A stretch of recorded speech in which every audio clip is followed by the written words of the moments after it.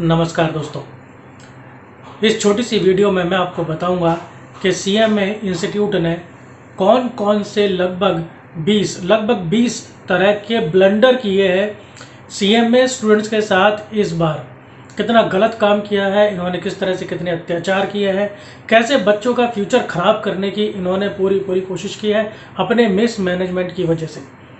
मैं आपको इस वीडियो में बताऊंगा कौन कौन से ऐसे 20 ब्लंडर है, और आपको इन्हीं सिर्फ बल्कि पूरे देश के लोगों को बताना चाहूँगा, ताकि आपकी आवाज़, आप बच्चों की आवाज़ सभी तक पहुँचे और फिर फाइनली वो आवाज़ जो है वो संसद तक जाए और सीएमए इंस्टीट्यूट को अपनी गलतियों को सुधारना पड़े। सभी देशवासियों को जानना चाहिए कौन कौन से इन्होंने गलत अत्याचार करे हैं बच्चों के साथ। आइए देखते हैं, बात करते हैं। सबसे पहली बात कि बच्चों को पता ही नहीं था, क्लैरिटी ही नहीं थी कि सच में एग्ज़ाम होने हैं या फिर नहीं होने, क्योंकि ये एग्ज़ाम होने थे जून के अंदर, उनको अक्टूबर में शिफ्ट किया, फिर अक्टूबर से भी इन्होंने ऑप्ट आउट लेके आज को दिसंबर में शिफ्ट किया, और एडमिट कार्ड भी टाइम से कोई नहीं आ रहा था। एडमिट कार्ड भी आया तो बहुत लेट आया, सिर्फ 5 दिन पहले आपके एग्ज़ाम से 5 दिन पहले एडमिट कार्ड आया। और जब एडमिट कार्ड आया भी तो हुआ क्या, साइट ही नहीं चल रही थी। बच्चे पूरी रात बैठे हुए हैं और साइट बिल्कुल नहीं चल रही है, इनका सिस्टम ठप पड़ गया है, यानी बच्चे अपना जो एडमिट कार्ड है उसको डाउनलोड कर ही नहीं पा रहे। किसी ने कर लिया, किसी ने नहीं किया, बच्चे एडमिट कार्ड डाउनलोड नहीं कर पा रहे थे। फिर हुआ क्या कि जिन बच्चों को एडमिट कार्ड जिन्होंने डाउनलोड भी कर लिए, तो उन्होंने देखा उनका जो सेंटर था, जो ऑनलाइन एग्ज़ाम का सेंटर था, 70-80 किलोमीटर, 100 किलोमीटर, 40 किलोमीटर, इतने डिस्टेंस पर था। अब कोई बच्चा वहाँ जाएगा, जाने में उसको 2-3 घंटे लगेंगे, वहाँ पर अपना वो पूरा दिन स्पेंड करेगा, क्योंकि वहाँ की टाइमिंग ऐसी है, पूरा दिन स्पेंड करेगा, फिर वहाँ से वापस आएगा और उसको आने में फिर 2-3 घंटे लग जाएंगे। फिर अगले दिन वो क्या पढ़ेगा, कब वो आराम करेगा, क्या तो उसकी हालत होगी, क्या उसका माइंड सेट होगा। इंस्टीट्यूट ने कहा था कि जिस बच्चों का सेंटर दूर है और वो जा नहीं सकते हैं तो उनको हम सेंटर तक पहुँचाएंगे, लेकिन इसके लिए इंस्टीट्यूट ने 400 रुपये तक जो है चार्ज किए। तो इंस्टीट्यूट ने यहाँ पर कोई इस तरह की फ्री फैसिलिटी यहाँ पर प्रोवाइड नहीं कराई है। एंड मोर ओवर, जब बच्चा इतना सारा पैसा खर्च करके इतनी दूर जा भी रहा है वहाँ सेंटर पे, तो वहाँ पर क्या पता चलता है कि अगर आपको अपना फ़ोन जमा कराना है, बैग जमा कराना है, then you will have to pay 30 rupees पर बैग और पर फ़ोन। 30 रुपये बच्चों से चार्ज किया गया, जबकि हम जब ऑफलाइन एग्ज़ाम के अंदर जाते हैं तो वहाँ पर एग्ज़ाम हॉल के बाहर ही हम इस तरह से बच्चे जो हैं अपने बैग रख देते हैं, सामने बैग रखे रहते हैं या रूम के बाहर बैग रखे रहते हैं, कोई दिक्कत नहीं होती है। लेकिन इन्होंने 30 रुपये चार्ज किए। और मेरे कुछ स्टूडेंट्स के साथ तो क्या हुआ, जैसे उन बच्चों ने जैसे 4 फ़ोन जो है एक ही लॉकर के अंदर रखे, तो उनसे सिर्फ 30 रुपये ही चार्ज किए जाने चाहिए थे, लेकिन उनसे हर फ़ोन के 30 रुपये चार्ज किए गए, यानी कि उनसे 120 रुपये चार्ज किए गए एक ही टोकन के बदले। मतलब वो सिर्फ ये अनटैक्स्ड पैसा कमाने के चक्कर में बैठे, एक दिन में लाख रुपया वो अनटैक्स्ड रुपया कमा रहे हैं, जिसका कोई वो टैक्स इंफॉर्मेशन नहीं देने जा रहे हैं। फाइनल टाइम था वहां पर पहुंचने का, रिपोर्टिंग टाइम था फाइनल बच्चों वालों का, वो था 1 बजे का। लेकिन जब वो 1 बजे पहुंचे तो उन्होंने पाया कि अभी तो जो इंटर वालों की मॉर्निंग की जो शिफ्ट चल रही थी अभी वही ख़त्म नहीं हुई है। 1:30 बजे तो वहाँ से बच्चे बैग लेके बाहर निकले हैं, 1 बजे फाइनल वालों को बुला लिया है, 2:30 बजे उनका पेपर शुरू हुआ है, 2:15 बजे उनका जो है वहाँ पे लॉगिन टाइम है। अब एक बात बताओ, 2 घंटे पहले बच्चा वहाँ पहुँच के करेगा क्या? वहाँ पर ना कोई फैसिलिटी है ना कुछ है, धूप में बैठा रहे, दिमाग खराब करता रहे। एक तो वो 2-3 घंटे ट्रैवल करके आया है, फिर 2 घंटे वहाँ पर वो खाली बैठे, और फिर उसके बाद वो 3 घंटे जो है वो अपना पेपर दे। इतना 4-5 घंटे टाइम वेस्ट करने के बाद, एग्जॉस्ट होने के बाद, क्या बच्चा 3 घंटे पेपर दे पाएगा? और वो पेपर भी क्या था, माशाअल्लाह। हॉल जो अगर ऐसे थे तो हॉल इनके ऐसे थे भाई, बहुत बड़े बड़े हॉल थे, वेंटिलेशन उसके अंदर ज़ीरो था, सब इन्होंने पर्दों से ढक रखा था। आप माने 500 बच्चा जो है एक ही हॉल के अंदर बैठा है और कोई वेंटिलेशन नहीं है। वेंटिलेशन का मतलब कोई हवा के पास होने का कोई जरिया नहीं है। बच्चे घुटन में बैठे हैं, किसी को तो चक्कर भी आ रहे थे, जी मिचला रहा था और तबीयत भी खराब होने लगी थी। भाई कोरोना का टाइम है, कोरोना के टाइम पर आप ऐसे 500 बच्चों को बिल्कुल पास बैठे थे, बिल्कुल पास, एक हाथ की दूरी भी नहीं थी, इतनी पास आपने 500 बच्चा बिठा रखा है एक ही फ्लोर पे, वेंटिलेशन कुछ नहीं है। कोरोना के टाइम पर इन्फेक्शन घटेगा बढ़ेगा, कोरोना की तो पार्टी हो जाएगी, इन्फेक्शन की तो पार्टी हो जाएगी।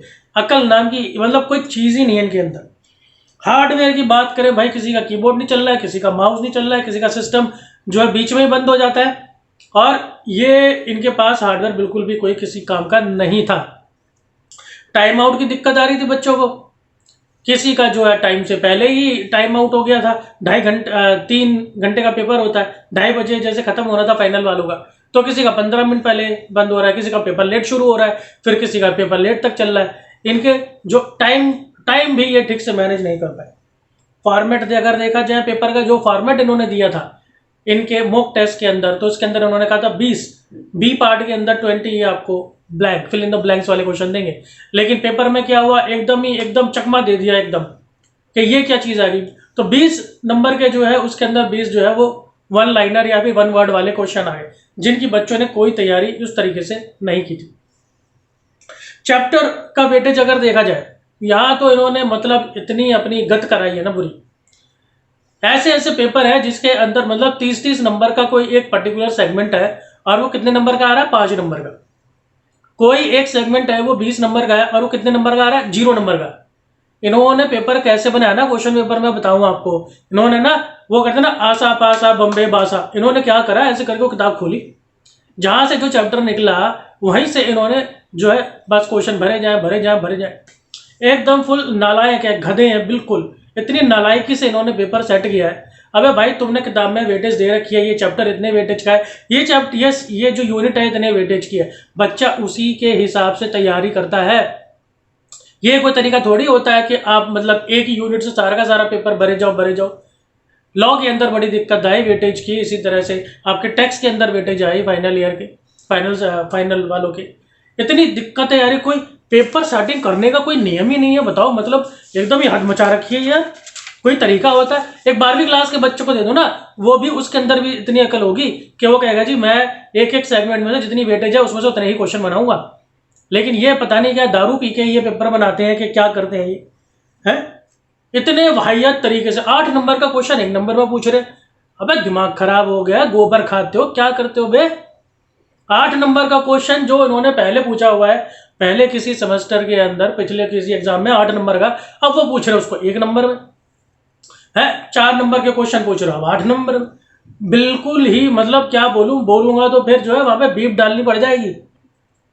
इतना लेंथी पेपर है, इतना लेंथी पेपर है वो भाई। 12 नंबर का जो क्वेश्चन आता है ना लास्ट का, इतना लेंथी क्वेश्चन, स्पेशली वो क्वेश्चन तो उसको तो मेजोरिटी ऑफ स्टूडेंट्स ने पढ़ा भी नहीं। पढ़े कैसे साला, हाथी जैसा तो वो क्वेश्चन है, उसको पढ़ने में 15 मिनट लग जाएंगे। इतना बड़ा क्वेश्चन है, इतना बड़ा क्वेश्चन है कि बच्चों ने तो उसको पढ़ा भी नहीं। अब आप सोच लो बस क्या रहा होगा उसके अंदर।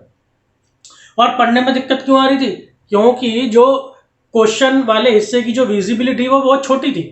अब इतने थोड़े से एरिया के अंदर ही आपको क्वेश्चन दिखेगा, बाकी इसके ऊपर की स्क्रीन में कुछ और है, इसके नीचे की स्क्रीन में कुछ और है, और इसके साइड वाली स्क्रीन में कुछ और चल रहा है। इतनी सी स्क्रीन में आपको क्वेश्चन दिखेगा, क्वेश्चन है इतना बड़ा। अब आप उसको क्या करोगे, ऊपर नीचे ऊपर नीचे, ऊपर का पढ़ा नीचे का भूल गए, नीचे का पढ़ा ऊपर का भूल गए। कई इंफॉर्मेशन ऐसी होती है जो ऊपर दे रखी होती है और उसी के साथ की इंफॉर्मेशन नीचे भी दे रखी होती है। मतलब कोई पॉसिबिलिटी ही नहीं है जो बच्चा जो है उस क्वेश्चन को पढ़ के समझ भी सके।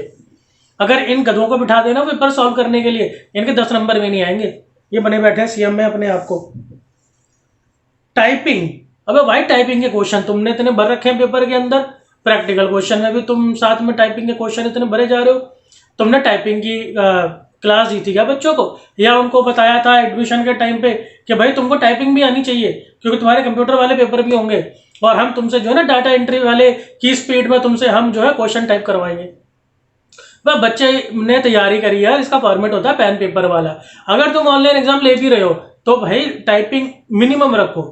ऑप्शंस वाले क्वेश्चंस होने चाहिए जिसके अंदर क्लिक करा, चलो कैलकुलेशन करी कोई बात नहीं, फिर आप क्लिक कर दो या फिर आंसर लिख दो।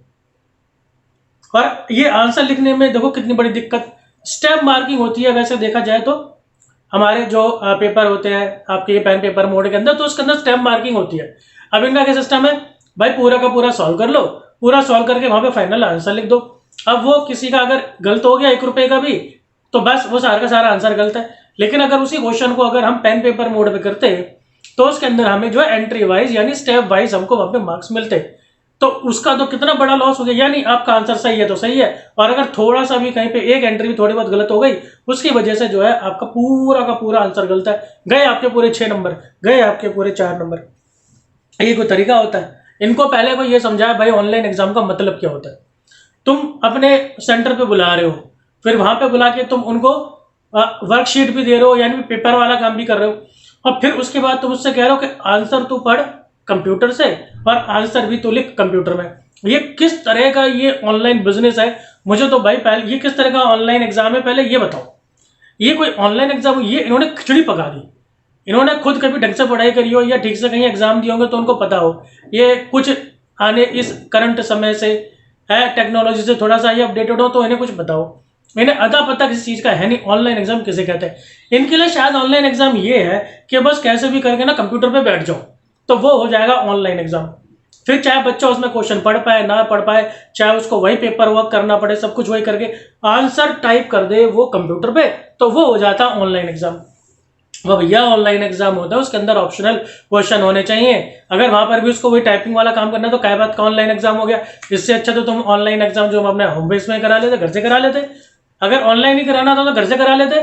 इतनी दूर क्यों बुला के बच्चे को तुम सता रहे हो? दुश्मनी निकाल ले तुम बच्चे से इतनी दूर बुला के, इतना अजीब सा मिक्सचर खिचड़ी टाइप घटिया सा पेपर बना के। 50% स्टूडेंट के तो एग्जाम इन्होंने लिया ही नहीं अब की बार, और वो कब लेंगे? जो लेंगे जनवरी में। उनको टाल दिया, उनको मैसेज भेज रहे हैं भाई oh the situation something is there which is beyond our control. हमारे कंट्रोल में थी नहीं, हमारे कंट्रोल से बाहर है, जिस वजह से आपका एग्जाम कब होगा? जनवरी में। वाह, बहुत बढ़िया भाई, बहुत बढ़िया। मतलब तुम खुद ही कह रहे हो कि हमारे बस की नहीं है। तुम खुद ही कह रहे हो कि भाई हमारे बस की नहीं है ये एग्जाम कंडक्ट कराना। हमने मतलब ओखली में सर दे तो दिया ऑनलाइन के नाम पे, लेकिन हमारे बस की नहीं है। तो अब एक काम करो, आधे अभी दे दो और आधे तब दे देना। और अब जो आधों के एग्जाम भी हुए हैं तो वो कैसे हुए हैं, इनकी तो मतलब इतनी थू थू हो रही है ना जिसका तो कोई मतलब ही नहीं है भाई। इतना इतना सब कितना है, मैं और भी चाहूँ ना 4-5 मिस्टेक्स और निकाल लूँ। ये सब किस वजह से हुआ है? इनके मिसमैनेजमेंट की वजह से। इनको पता ही नहीं मैनेजमेंट चीज होती क्या है, इनको बिल्कुल नहीं पता। ये चले बच्चों को कॉस्ट मैनेजमेंट अकाउंटेंट बनाने के लिए है, बच्चों को ये मैनेजमेंट सिखाते हैं। पहले तो ये खुद पढ़े व्हाट इज मैनेजमेंट, मैनेजमेंट होता क्या, कैसे करते हैं, उसका क्या मतलब है। इंस्टीट्यूट ऐसे चलता है, बच्चों से पेपर ऐसे कराए जाते हैं, इस तरह से जो है चीज़ों को अपडेट कराया जाता है। एक महीना पहले आपका एडमिट कार्ड आ जाता था, है क्वेश्चन पेपर, एमटीपी, आरटीपी, हर तरह की चीज़ें पहले टाइम से पहले आ जाती थी। बच्चे एकदम क्लियर होते थे क्या आएगा क्या नहीं आएगा, कैसे आएगा, तैयारी करते थे। इस बार तो एकदम कुछ है ही नहीं, अपना ये घर पे सो रहे हैं। जब एजिटेशन हुआ ना, वहां पे धरना दिया बच्चों ने, तब इन्होंने अबड़ तबड़ के अंदर एकदम से जो है वेबसाइट चालू करवाई। चलो बच्चों डाउनलोड कर लो अपना एडमिट कार्ड, चलो चलो हमने तुम पे तरस खा दिया। अब भाई मैं क्या बोलूँ, मैंने ये वीडियो सिर्फ इसीलिए बनाई है कि आप ज़्यादा से ज़्यादा जो है इसे शेयर करो। पूरे देश के अंदर ये वीडियो वायरल होनी चाहिए, सबको पता चलना चाहिए कि इंस्टीट्यूट ने बच्चों के साथ आखिर कैसा गलत काम किया है। और जब इंस्टीट्यूट के ऊपर प्रेशर पड़ेगा तब वो इस तरह की चीज़ों को आगे भविष्य में नहीं करेंगे, और जो आगे आने वाले हमारे छोटे भाई बहन हैं उनके साथ कम से कम इस तरह का नहीं होगा। अगर आपको लगा कि मैंने बात सही की है तो मैक्सिमम शेयर कीजिए, और हम इसी तरह की लड़ाई लड़ सकते हैं, इसलिए आपको ये वीडियो रोकनी नहीं है, बिल्कुल एकदम शेयर पे शेयर करती जानी।